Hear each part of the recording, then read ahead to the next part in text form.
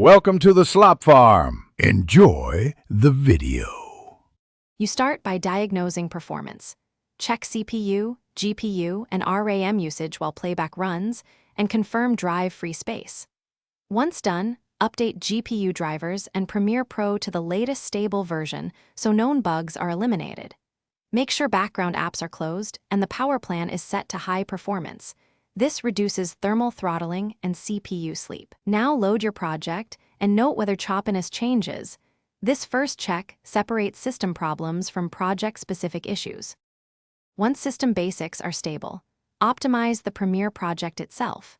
You should switch sequence preview to 1/2 or 1/4 resolution and confirm Mercury GPU acceleration is enabled in project settings.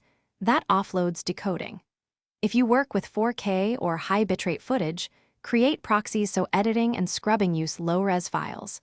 Proxies eliminate decode lag. Also clear and relocate the media cache to a fast SSD with plenty of free space. This prevents thrashing and makes timeline playback smoother overall.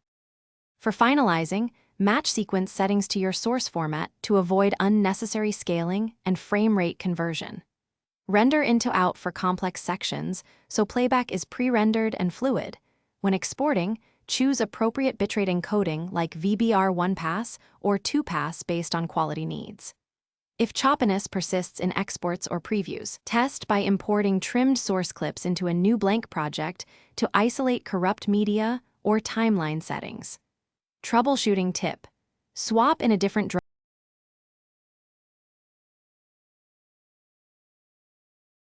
Thanks for watching. Consider subscribing if we helped you today.